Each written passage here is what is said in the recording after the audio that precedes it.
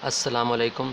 आज का जो हमारा टॉपिक है वो है एक्सरसाइज 3.5 से।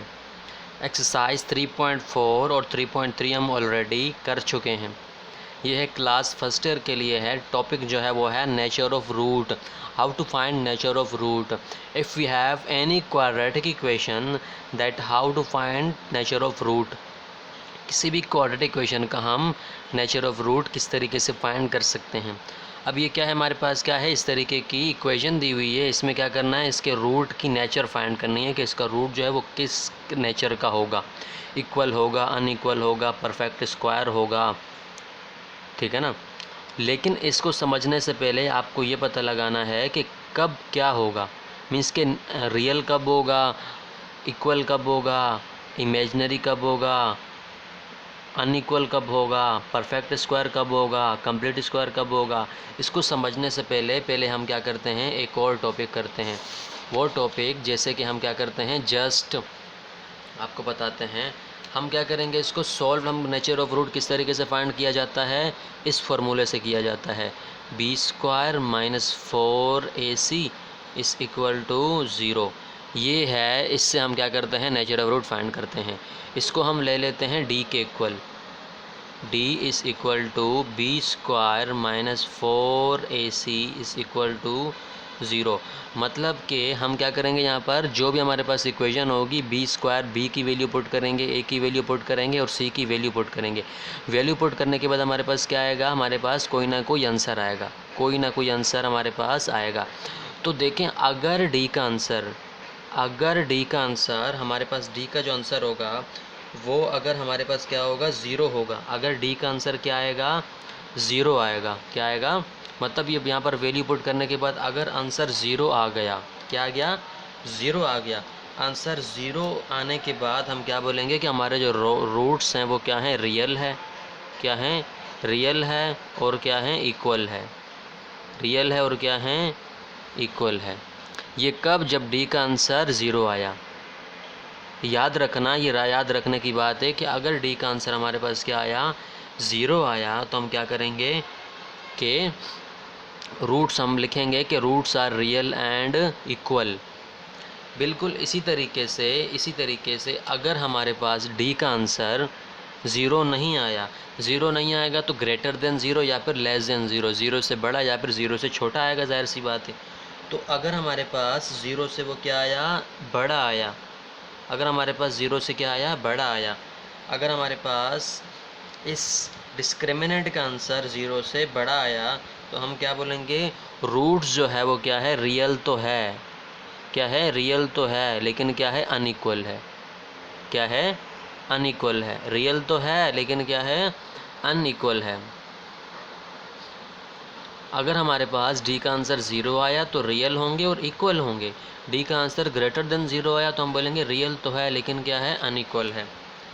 अब दूसरी क्या है कंडीशन क्या है कि अगर डी का आंसर ग्रेटर देन ज़ीरो आए तो, अगर डी का आंसर ग्रेटर ज़ीरो आए तो ये आएगा। अगर लेस देन ज़ीरो आए, मतलब आंसर जो वो ज़ीरो से भी छोटा हो। अब ज़ीरो से छोटे होने का मतलब क्या है कि वो आंसर क्या हो, माइनस में हो। तो इस कंडीशन में क्या होगा, इस कंडीशन में जो हमारे पास होगा वो होगा हमारे पास इमेजनरी होगा, रियल नहीं होगा। फिर क्या होगा, इमेजनरी।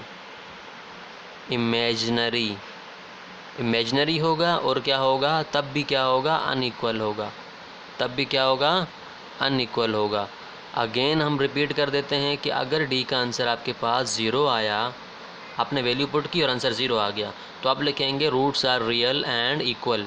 अगर डी का आंसर ग्रेटर देन ज़ीरो आया, मतलब बड़ा नंबर आया कोई ज़ीरो से, तो आप लिखेंगे roots are real and unequal. अगर डी का आंसर छोटा आया, मीन्स के माइनस में आया, तो आप क्या बोलेंगे, इमेजनरी एंड अनइक्वल। अब एक और कंडीशन है कि अगर डी का आंसर परफेक्ट स्क्वायर आए, क्या है, डी का आंसर परफेक्ट स्क्वायर आए। परफेक्ट स्क्वायर, परफेक्ट स्क्वायर का मतलब क्या है कि अगर डी का आंसर क्या आए, आपके पास 4 आए, डी का आंसर क्या है, आपके पास 9 आए, डी का आंसर क्या है, 16 आए, तो ये परफेक्ट स्क्वायर है ना, ये परफेक्ट स्क्वायर है। तो अगर ये आंसर आए आपके, तो आप क्या कर सकते हैं, फिर आप कहेंगे कि रूट्स आर, डी का आंसर परफेक्ट स्क्वायर आएगा तो फिर आप क्या कहेंगे कि roots are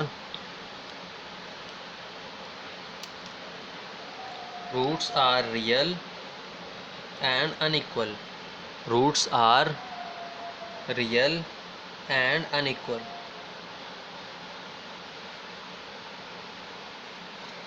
real and unequal.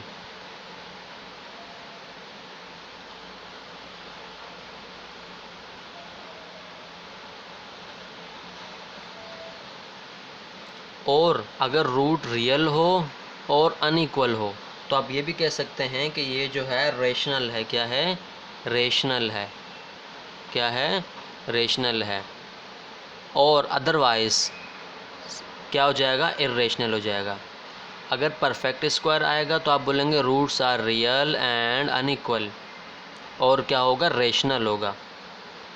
क्या होगा? रेशनल होगा। लेकिन अगर रूट्स ज़ीरो आए तो ये इक्वल और रियल तो है लेकिन ये रेशनल नहीं है, ये इर्रेशनल है। इस तरीके से ये जो है, इस तरीके से ये है, ये भी क्या होगा? इर्रेशनल होगा। और ये जो है क्या होगा आपके पास? रेशनल। इर्रेशनल।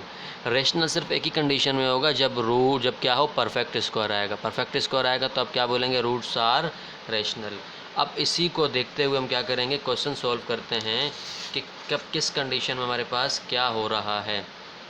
अब पहला क्वेश्चन हमारे पास गिवन है तो हम क्या करते हैं? इसको पहले क्वेश्चन को सॉल्व करते हैं। पहला क्वेश्चन सॉल्व करने के लिए हम क्या करते हैं? हमारे पास इक्वेशन दी हुई है x square minus 2x plus 5 इस इक्वल टू 0। अगर हम क्या करेंगे इसमें, ये इस d की फॉर्म में लिखेंगे। हमें पता है d इज़ इक्वल टू, हम पढ़ चुके हैं पीछे, बी स्क्वायर माइनस 4ac। और हमारे पास क्या है? a क्या है? a फर्स्ट नंबर कहलाता है। a हमारे पास होगा 1, कुछ भी नहीं है तो 1। b क्या कहलाएगा? b होगा -2। c क्या होगा? c होगा 5। अब क्या करेंगे? जस्ट पुटिंग कर देंगे। जब हम पुट करने जा रहे हैं तो क्या होगा? बी स्क्वायर मतलब -2 का स्क्वायर माइनस 4ac। a का मतलब 1 और c का मतलब 5। अब हम क्या करेंगे? इसको सिंप्लीफाई कर देंगे। ये हो जाएगा 2 का स्क्वायर 4 माइनस 4 5 ज़ा 20। और ये अब जब आप करेंगे तो इसमें से माइनस करेंगे तो माइनस का 16 आएगा। अब डी का आंसर क्या है? डी का आंसर जो है वो क्या है? लेस दैन ज़ीरो है, मतलब ज़ीरो से कम है। अब हमें वो कंडीशन याद रखनी है कि अगर ज़ीरो से कम होगा तो क्या होगा? ज़ीरो के इक्वल होगा तो ये होगा, ज़ीरो से बड़ा होगा तो ये होगा, ज़ीरो से कम होगा तो ये कहलाएगा इमेजनरी एंड अनइक्वल कहलाएगा। क्या कहलाएगा? Imaginary and unequal.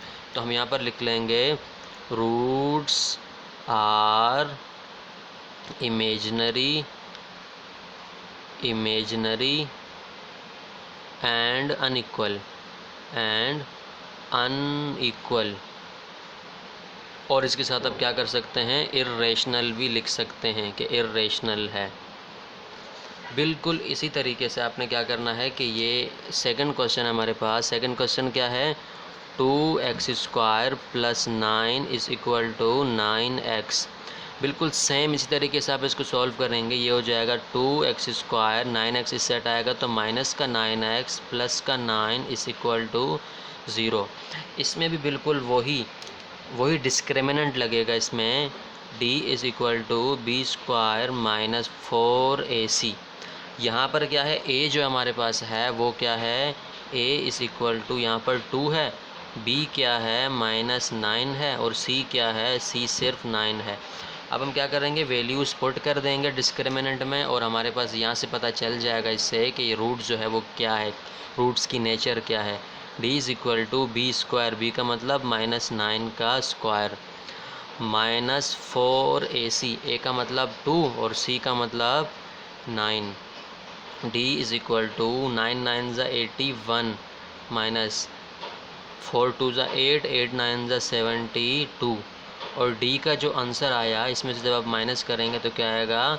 9 आएगा। क्या आएगा? 9 आएगा। तो 9 जो है वो क्या है? परफेक्ट स्क्वायर है। 9 क्या है? परफेक्ट स्क्वायर है। किसका स्क्वायर है? 9 3 का स्क्वायर है। 3 का स्क्वायर है 9, तो इसका मतलब क्या है? ये परफेक्ट स्क्वायर है। तो अगर हमारे पास क्या हो? परफेक्ट स्क्वायर हो, क्या हो? परफेक्ट स्क्वायर हो लास्ट वाला, अगर हमारे पास परफेक्ट स्क्वायर हो तो क्या होगा, वो रियल होगा, अनइक्वल होगा और क्या होगा, रैशनल होगा। तो हम क्या लिखेंगे यहाँ पर इस तरीके से, रूट्स आर रियल, अनइक्वल और क्या होगा, रैशनल होगा। क्या होगा, रैशनल होगा। सिर्फ इस कंडीशन में रूट्स रैशनल होते हैं, बाकी जितनी भी कंडीशन है उसमें इर्रेशनल होते हैं। तो ये नेक्स्ट क्वेश्चन आप ट्राई कर सकते हैं, बिल्कुल सेम काम करना है इसमें। आपने सबसे पहले क्या लेना है, डिस्क्रिमिनेंट लेना है। डिस्क्रिमिनेंट लेने के बाद आपने क्या करना है, ए बी सी इसकी वैल्यूज़ यहाँ पुट करनी है और आंसर फाइंड करना है। आंसर की 4 कंडीशन हो सकती है, या तो वो ज़ीरो आ सकता है, या तो ग्रेटर देन ज़ीरो आ सकता है, या तो लेस देन ज़ीरो आ सकता है, या तो फिर बिल्कुल क्या हो, परफेक्ट स्क्वायर आ सकता है। तो इस कंडीशन में क्या करनी है, इससे पहले जो हम बता चुके हैं कि आपने क्या करना है, इसको याद रखना है कि ज़ीरो होगा तो रियल इक्वल, ज़ीरो से ग्रेटर होगा तो रियल अनइक्वल, ज़ीरो से लेस होगा तो इमेजनरी अनइक्वल और परफेक्ट स्क्वायर होगा तो रियल अनइक्वल, साथ में रैशनल, बाकी सारे इर्रेशनल है। Thanks for watching. I hope आपको समझ आया होगा।